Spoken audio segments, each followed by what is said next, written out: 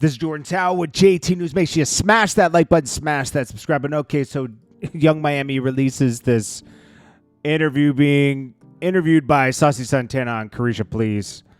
And my gosh, it is delusional. She thinks she made she thinks Diddy got with her and she turned all of his stuff up. DeLeon. She got him a poppin' podcast on there when he gave her a Carisha Please to please shut up and here's some money.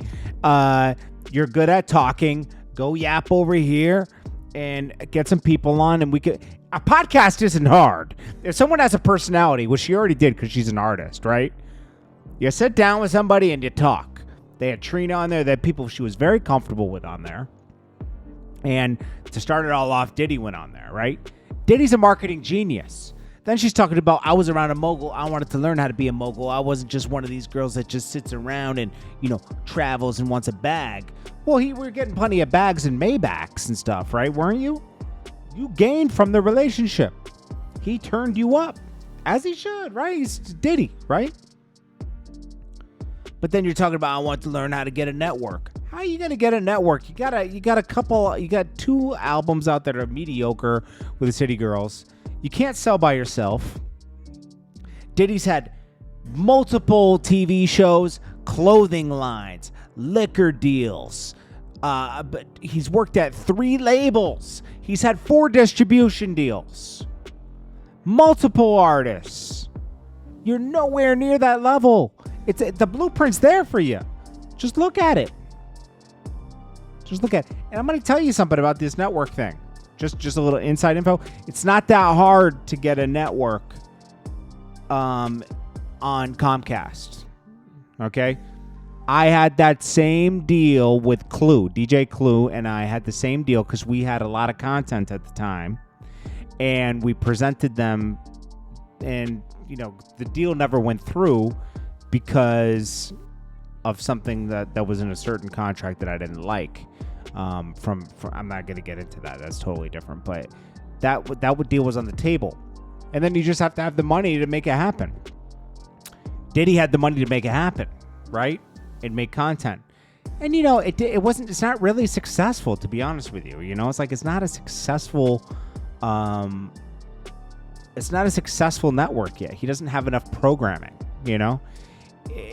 Most networks start and they license and replay a lot of old content. They'll license, Friends or something, or some old show, 2.5 Men, and they'll put it on there at night, and they'll run ads around that because they don't have enough programming to go 24 hours. Have programming going 24 hours is hard. Even with music, he could have made it more music videos. It's just boring. I don't know if you ever watched Revolt.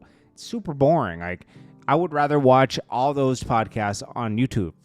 And why would you want a network when you had YouTube right there? I remember when he tried to make Revolt like World Star, and that didn't even work, and you're Diddy. You could have called in all the favors in the world. Young Miami just throws Diddy under the bus basically in this interview by saying, I wasn't around for all that other stuff. I can't speak to anything. When you're named in like 5 of the lawsuits for like drugs, pink sugar, whatever it was, this and that, you're named in certain lawsuits. You're not giving us anything. This isn't getting you off the hook of anything. Everyone's still going to wonder, what's up? I guess because you speak about it now to be cool, but it people don't really care, honestly, anymore. Like, she could have just never did this. Nobody would have cared. They would have moved on. I mean, she was like, a lot of people weren't in my corner when it all happened, and this and that. And you could tell it really shook her world. But she did not turn Diddy up. Let's be very clear about that, okay? Andre3000 says he has a lot of diss tracks in the vault that he never released. He would record them and just hold on to them. I wish somebody would diss him so he could really actually see. Rather stated, no one's ever had the audacity to do it. Former A&R pointed out. He says he's had plenty of diss tracks in the vault for people.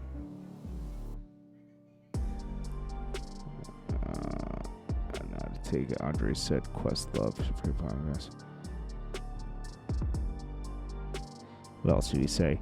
You have feelings, he explained. If people say some slick stuff in lines, come to your head immediately.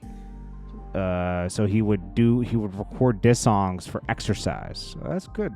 Remember, Andre3000 was spoken out. Remember when he said that South has something to say when they won that award, right? He's outspoken. He's going to make sure he's spoken. He even almost had beef with Prince, he says recalls Prince talking about Hey Ya and claimed to be unsure if the singer actually enjoyed it. I didn't know how to take it, Andre said. Questlove, if he was taking a dig at me or what. I didn't know how to, he probably was taking a dig at, Prince was good at taking like petty digs at people. That's what made Prince. Who cares? Prince acknowledging it, period, is dope, you know? Anyways, the Jordan Tower with JT News. Young Miami is delusional. Delusional, bro. I don't know. Smash that like button for me. I'll check you in the next one. Peace.